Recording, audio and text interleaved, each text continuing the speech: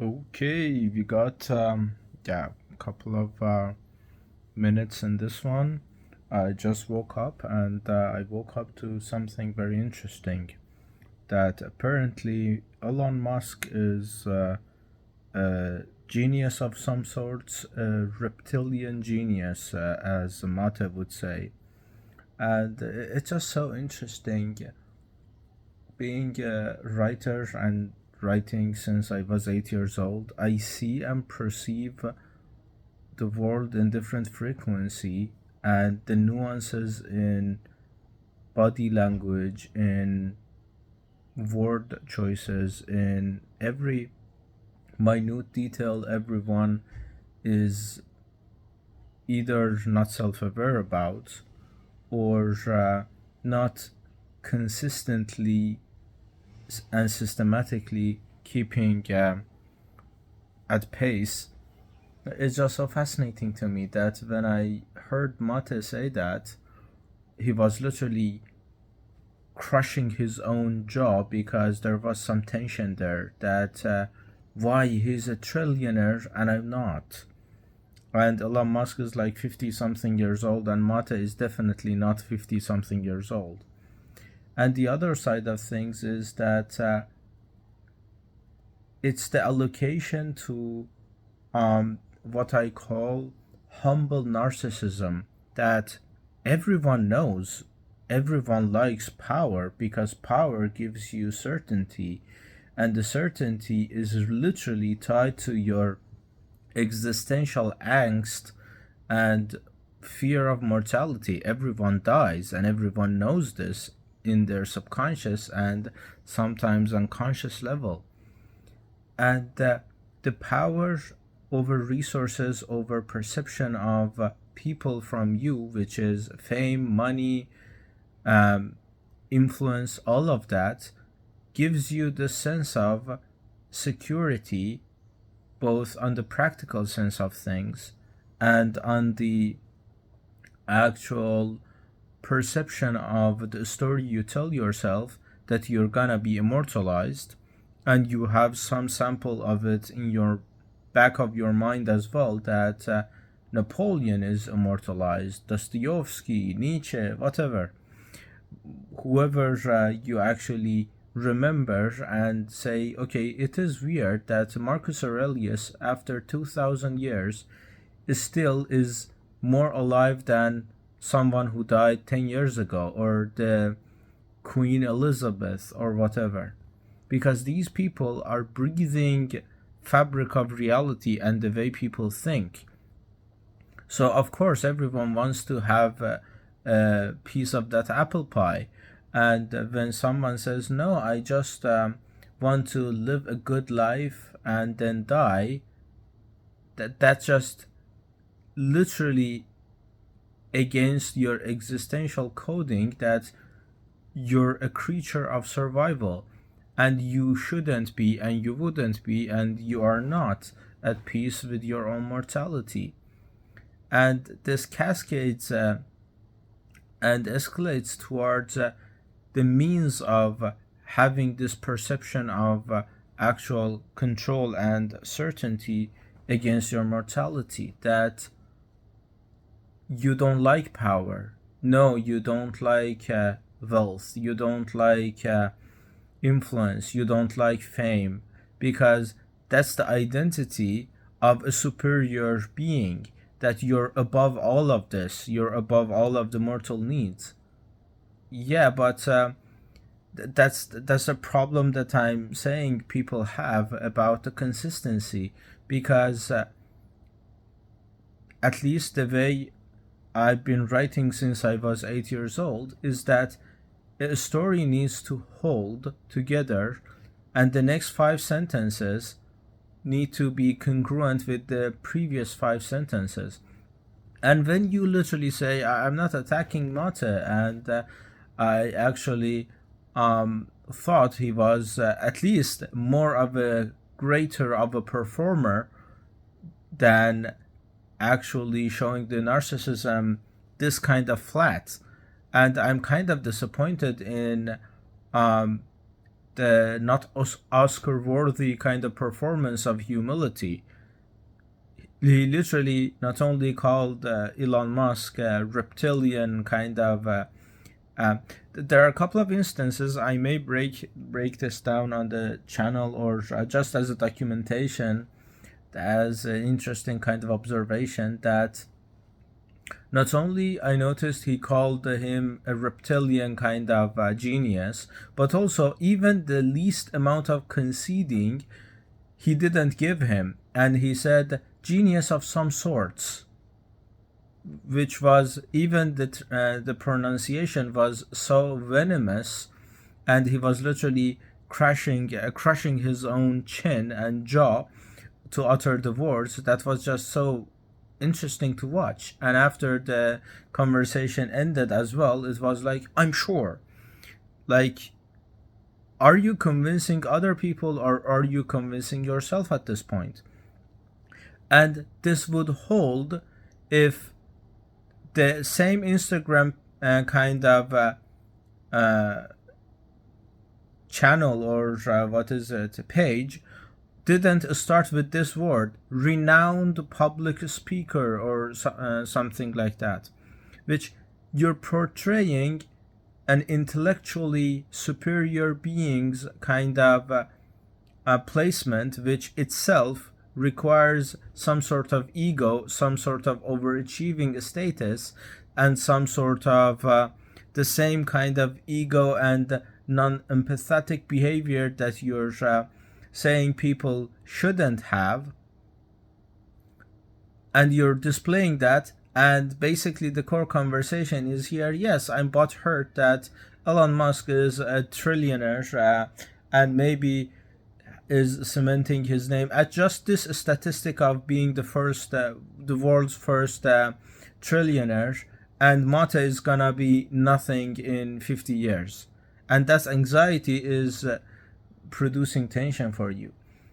And at least like in my consultancy work, in my writing, in people I've talked to, at least I'm honest with wanting power, a lot of it, wanting attention, a lot of it, wanting fame, money, all of it, because the way I see life at 26, I may cope later with it, but the core of existence is that everyone is born, and no one is gonna walk every step, every dust of the earth, every dust and every step on the crust of the earth. No one is gonna do that. But everyone is competing for an inch more of experience, of comfort, of significance, of whatever. No one is gonna have tasted every food in human history. No one has uttered every word in human history. No one is gonna do everything, travel every single city in the world. This is the statistical impossibility, and this is the kind of the harshness of mortality. But then everyone is competing for an inch more, because it gives proportionately perception of certainty towards your own mortality. And what happens is that, the way I view it, is that you're literally waking up in the brothel, and you either leave and say, okay, I don't want to brothel, nothing to do here, I just woke up here, I just walk out, and that's the route of either suicide or resignation of life to the bare minimum, or you just watch other people fuck, and you just either are passive aggressive about it, or you're just actively hostile about it and saying, okay, fucking is just beneath you, and people who fuck are mentally ill or whatever. Or you start flirting and you fail, and you either retreat to one of the other camps, or just keep flirting because you enjoy flirting more than actually fucking, which is the intellectual kind of type of people who enjoy fucking but enjoy flirting more than fucking. And or you're literally gonna fuck everyone in the brothel because there's nothing else to do. And that's life for me. Some people just with the perception and the belief system of part of their identity believe that they don't deserve to have this, to achieve this, to have that. Some people don't think they are special. Yes, if you think you're not special, you're like everyone else. And there are some kind of specific combination of people that are very kind of overachieving and kind of believing in themselves and whatever, but because of the social portrayal of that image is very hated, partially because most people want to don't want to admit that they think if they're gonna flirt, they're gonna fail and it's gonna be very embarrassing for them. But those people who flirt and they're semi-successful in it or fully successful in it, they still want to have the acceptance of those who flirted and failed or are not flirting. So they say, yes, I'm flirting, but I'm flirting because I just like flirting. I don't like fucking, I just like flirting. And I don't even fuck. And sometimes someone just sucks my dick and that's it. These people that I call humble narcissists is the worst of the kind, because they want the same power that everyone else wants. They have the same kind of relationship with mortality, but they just deny it to have both sides of the equation. Both the acceptance of people who actually their lives is not going to amount to anything because of their own kind of actual lack of belief in themselves and lack of persistence. But also they want to appease to the people who are successful as well. But because there's a gap between their success, let's say someone has fucked 50 people in the brothel, them having fucked like 5 people in the brothel, the discrepancy is kind of in necessity of a narrative they run for other people and for themselves. But the inconsistency is gonna give it away. If this is literally what I've done for either writing or my own law kind of pursuit of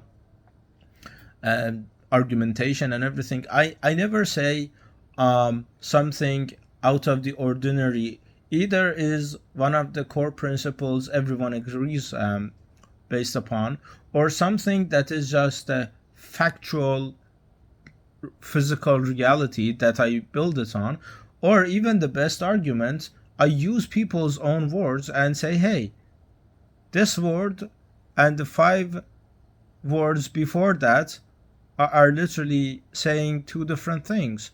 What is it happening here? And with Mate, just watching the video, his body twisting and his words kind of not even giving the concession of calling a trillionaire a genius, and you just conceding very kind of harshly with some sort of genius, then saying, okay, it's even a reptilian genius, this is not even a human we're talking about. And then you go on the page and everything is Instagram funneling, your own kind of speaker, whatever. And I don't actually care about Musk or Mate. And the most I can do is I leverage their kind of popularity and their kind of fame to get more visibility myself. But at least, like, for fuck's sakes, I'm being honest with the hunger for power, for fame, for whatever, because those are things that everyone wants. If you wake up in the middle of the brothel and you start staring at people fucking, there's something wrong with you. rather than people who are just doing the fucking or flirting, or some people just enjoy the scenery. Whatever the fuck it is, you need to do something in the brothel or you need to get the fuck out. And that's life. At least at 26, I'm maximizing all of the experiences that I have had, fully aware of I'm not gonna eat every single food in human history. I'm not gonna walk every step of the earth.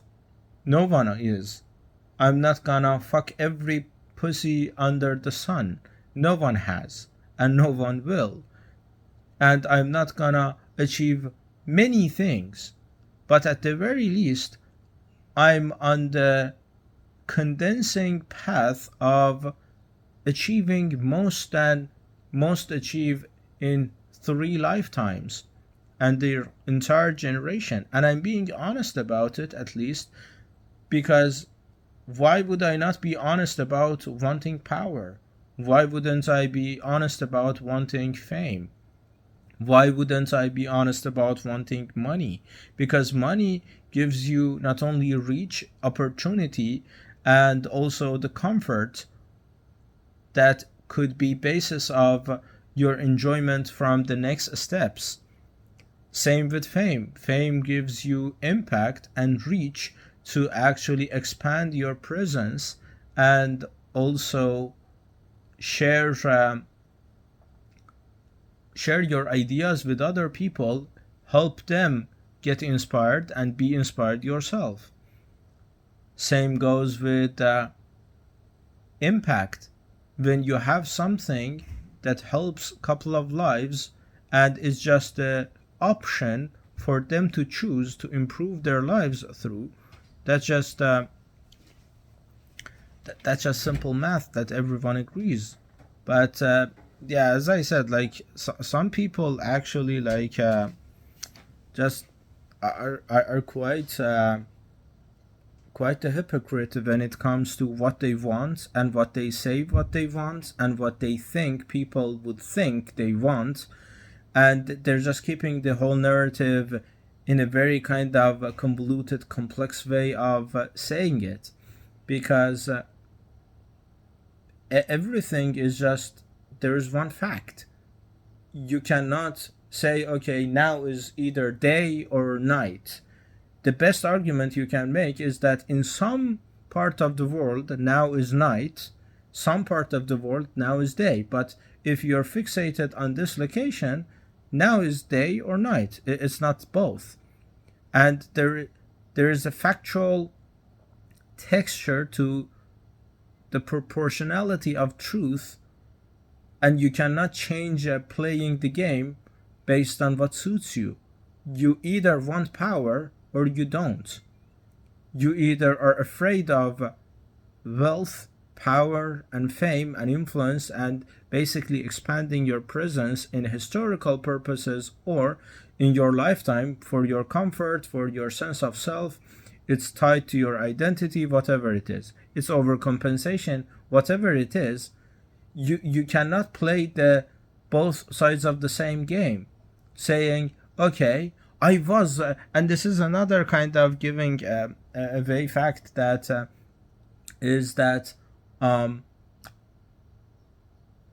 was a successful, I was overachiever, I'm now over that.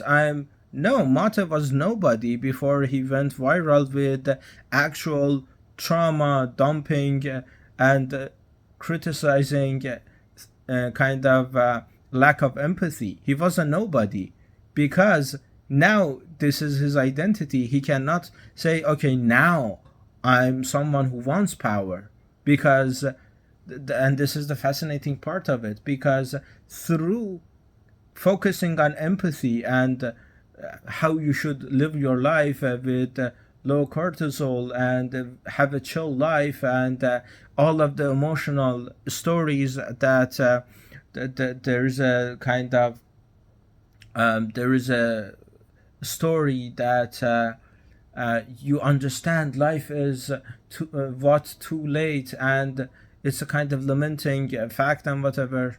And through that, you yourself have millions of followers, people who worship you, and you actually have proportionately more power than most people through actually denying that. And now you're facing the conundrum of, okay, do you commit to the identity of what got you power, or which is literally denial of power, or do you say, okay, now I want to do more things, now I want to actually talk about power? Then you would lose that power, because that's not what got you power in the first place. That's not your brand. That's not your identity now. So this is what I would call, for either documentation purposes, or basically getting this idea out of my skull, because whatever idea I have, I either write on it or I document it in some sort of way. Maybe that's the self-significance kind of delusion, or maybe it's accurate. We wouldn't know in 50 to 500 years. But for now, I had to get this out, and the idea was a humble narcissist. And Mate was the example that just showed up. I am not farming his name or Musk's name. I can farm everyone's name. But yeah, it just, I'm using his name, and not only as an example, but also as this inconsistency that I just noticed, and apparently other people don't. So maybe that's a writer in me, maybe that's the kind of a cognitive architecture that I'm running, or maybe it's the legal training, or maybe a mix of all of them. But yeah, that's the video, and I'm gonna be posting this for my own visibility and my own leverage of these names for power. And I'm gonna be honest about it.